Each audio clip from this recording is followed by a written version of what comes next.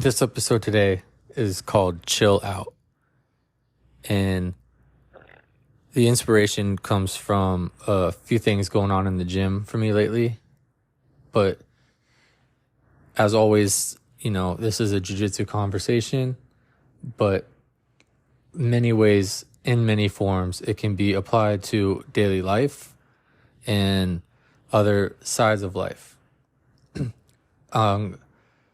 Just to give a little perspective, hopefully a new perspective on people who are going through actually some experiences I've just gone through, and I'd like to share it with you and hope that I grow from it and help you grow from it. I'm going to start off by saying a little story. So the other night I was doing something that I don't normally do, and that is sitting on the computer for about 4 or 5 hours playing video games with some guys from the gym. I don't know why. I was just in the mood. I turned on my computer. I got sucked in, and I sat down and started playing with a couple of guys from the gym. And one of them being one of our new black belts, Bobby. So part of this episode is inspired by him and something he said online while we were playing and just, bullshitting and chatting. It put into perspective something that helped change me. And I also will explain how this also just recently affected me. And I didn't even realize it until I gained, this new perspective. So anyway, we're on the video game and we're bullshitting back and forth. And we're kind of talking about, the respect in the gym and how certain people are at different, kind of levels. Some guys are douches. Some guys do some wonky things, and talking about other coaches and stuff. And Bobby and I get on the subject of coaching. And Bobby just simply says, you cannot control others unless you have first learned to control yourself.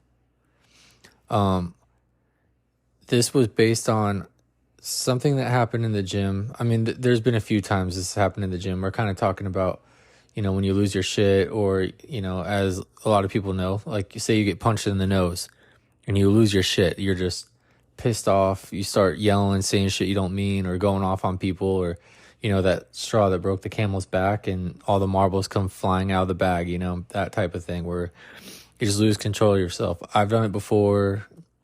I'm not going to put others' info out there, but I've seen other people on the mats do it before. Somebody explodes on the mat. They get upset. And, we got on that subject. And this person just so happened to explode because they are very motivated and focused right now. In lieu of a few of our brown belts have been promoted to black belts in the gym, which is fucking awesome. Shout out to, Bobby, Fallon, and Zach. But it's kind of put a new fire under a lot of people's asses. And it's a good thing because people, are now motivated and they're pushing. But with the scale of, kind of tying back to the overcompensating, the harder you're pushing in a direction and the more you are focused and emotionally charged in one direction, the harder you can fall in the opposite direction. So meaning, if you're pushing, you're building momentum, the harder you're going to crash. So that's, and partially why this episode is entitled Chill Out. But anyway, getting back into it, I thought this was a very fucking great saying, and it goes into Bobby being, an amazing fucking coach. And, he just said those words: if you cannot learn to control others until you have learned to control yourself. And it makes a lot of sense. And not only in a jiu-jitsu sense, but, think about raising kids. For people who have kids out there, you understand that. If your kid is emotionally charged and you allow them to get you emotionally charged, your reactions are either impulsive, not saying they can't be correct, but in the most part, you are reacting rather than acting. So unless your reactions are well trained and relaxed, a lot of times you'll find yourself arguing with a 2-year-old. And who the fuck wants to do that, you know? What kind of respect do you gain being the guy who's in the middle of a store yelling at a 2-year-old, having a conversation? If you think about it, the people you respect are the ones who, stay reserved, keep their wits about them, and handle the situation with logic, learn how to calm down the cues of, the 2-year-old, and or remove them and get them to a spot where you can cool things out and chill out and continue about your day and move on to the next part of your day, And this also goes for outbursts, with spouses or, just about anything in life. If you're at work, I've done this at work myself. I've lost my cool, cussed out a few employees or a few coworkers, and there's no respect gained from that. You just, got emotionally charged, thinking you're going to gain respect by shouting or, letting all your emotions out that you've had pent up. And really, it just creates resentment. And if you do it to multiple people, it creates quite the momentum against you, in fact. So it's important to keep your mindset on the goal, stay relaxed, and learn how to control yourself. That way, with a controlled mind, you're able to think of situations, take in and read more of situations that you are in, and have a much better form of attack, a more calculated form of an attack or execution on, whatever goal it is, whether you're trying to get your 2-year-old to stop crying in the middle of the mall, or if it's just, you just want a good day of training and you want to get better. It's better to walk in on the mat with the idea of, okay, how am I going to get better today? Well, I'm going to ask a question or two. So you're going to be focused on finding a question or two to make your game better, as compared to walking on the mat emotionally charged, wanting to be better with the expectation of beating people that you don't normally beat, or having the best day, or never getting beat, which is almost impossible in jiu-jitsu. You set these standards that, as I said earlier, crash hard. And when they crash, it hurts. And you end up bruising your ego. You end up, losing respect if you, lose your shit. And, you end up humiliated and having to come back and, reset, and not only reset your mind, but you have to, in a way, build your respect all the way back up again. It's kind of like a monk. Monks are usually masters of their minds. A lot of champions, they always have that same mindset, super focused, confident, and, they understand things are work, and they believe in the amount of work they've done, get them the results they want. In a jiu-jitsu sense, on the subject of the black belt promotion and people getting more motivated, pushing harder, and it almost seems like everyone wants their slice of the black belt now, and that's amazing. It's an amazing structure that jiu-jitsu has, that you see promotions and people with nothing to gain but bettering themselves are motivated to reach that level in jiu-jitsu. And for listeners who don't know much about it, this sport takes a long time to get to a black belt level. It's not like karate, you learn a kata, memorize it over and over again. No, it's work. It's a lot of cardio, hard work. And that being said, with people putting that pressure on themselves, they are almost stacking their expectations against reality. And the reality is, and if you're in jiu-jitsu, you understand this, when you show up, you're not always going to have the perfect day. People that you're better than are going to beat you sometimes. People that are better than you are going to lose to you sometimes. If you put in the work and show up, you will have both of those days. So being hyper-focused and emotionally charged and, overcompensating in the direction of, your expectations, which are set extremely high for yourself. You need to be prepared. Not saying it's a bad thing, but if you're motivated and going in that direction, you also need to be prepared for the failures that come with it.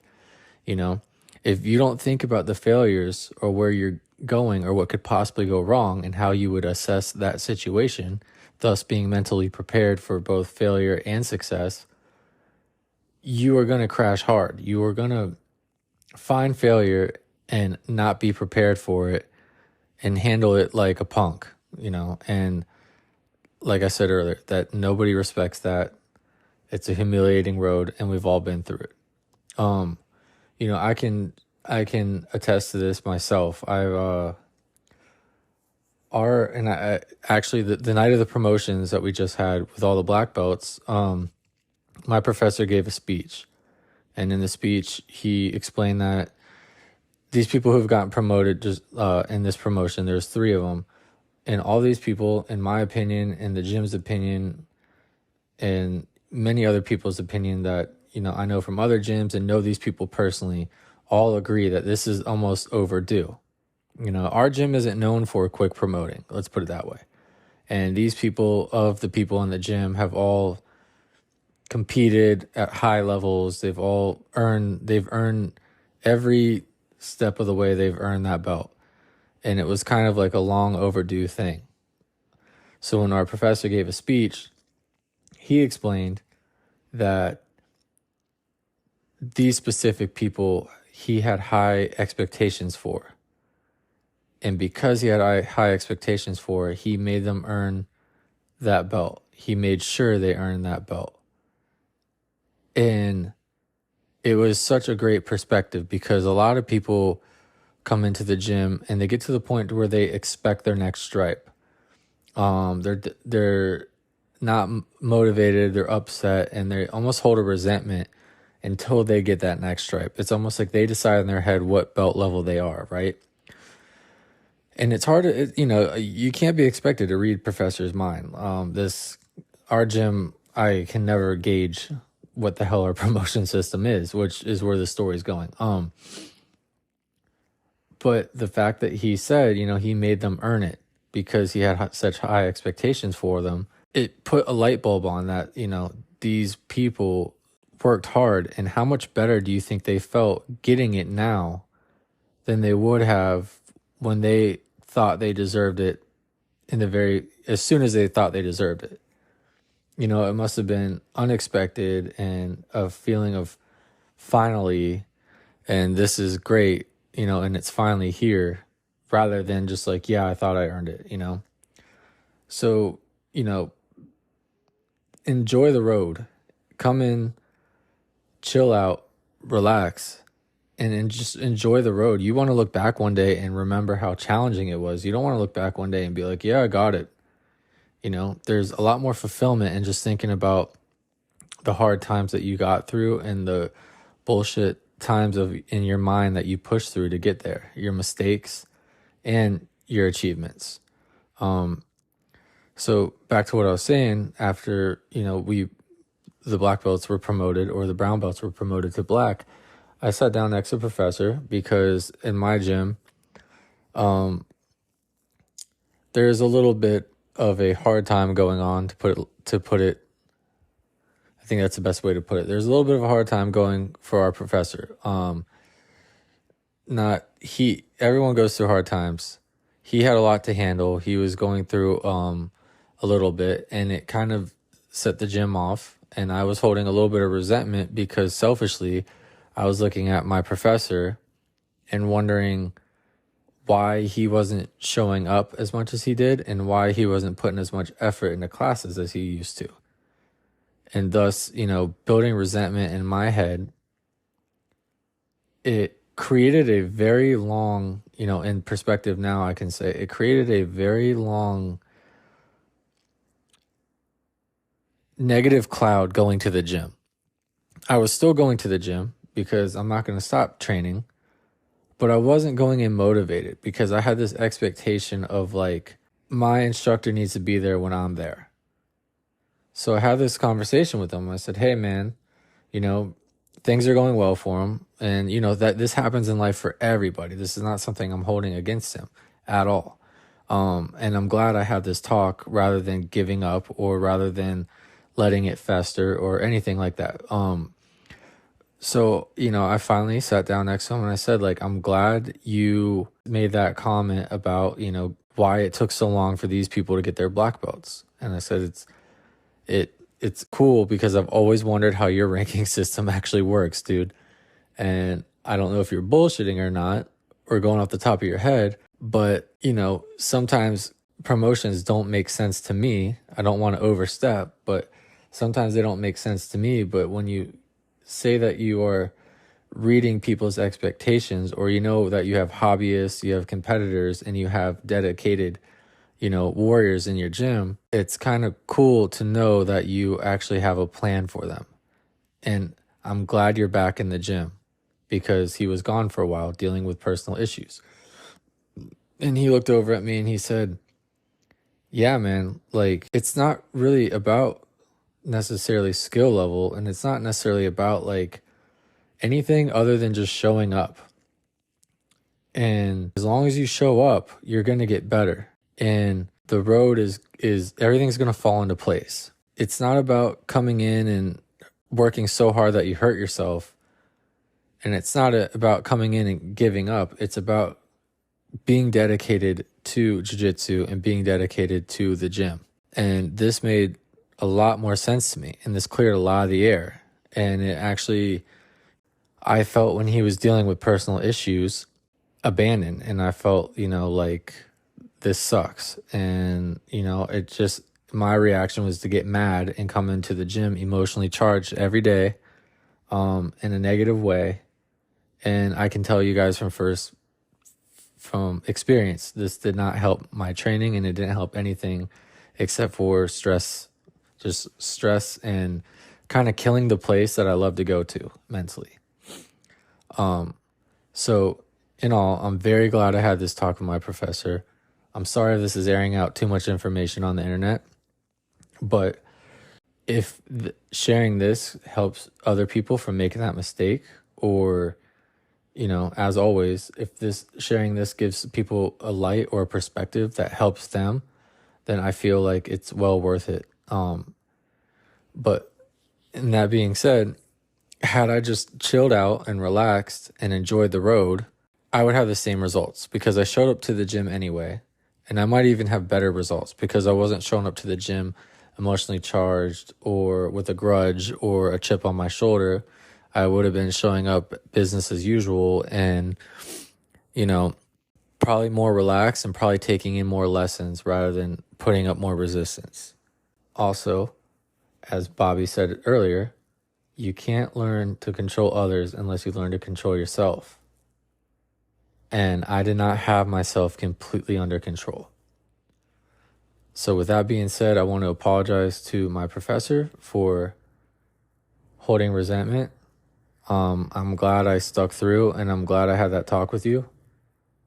And for the listeners, I want to just put out there that in my perspective, it is much better to relax, set your standards, and if you're going to make a motivated push, also understand that with that could come failure or crashing down hard. And so be prepared for both results. Be prepared for great results and be prepared for catastrophic failure. That keeps the balance going. That keeps you somewhere in the middle. And that keeps you aware of the repercussions. Shout out to, again, before I end this, shout out to Bobby, shout out to Zach, and shout out to Fallon for getting your belts. Don't forget Bobby's quote: you must learn to control yourself before you can even control others. And shout out to Rodrigo. I'm glad your ass is back in the gym, pushing all of us and motivating everyone. It really is a different environment when you're in there and you're putting your heart out there for us. Thanks for listening. Us. I think the podcast is fucking sick. If you're listening to it and you're like, I don't know if I want to listen to the next episode of this podcast. You're probably a bitch ass. You need to listen to the next episode of this podcast and keep listening to it. Um, because my friends down here are trying to make shit happen. And we're That's gonna make some shit happen.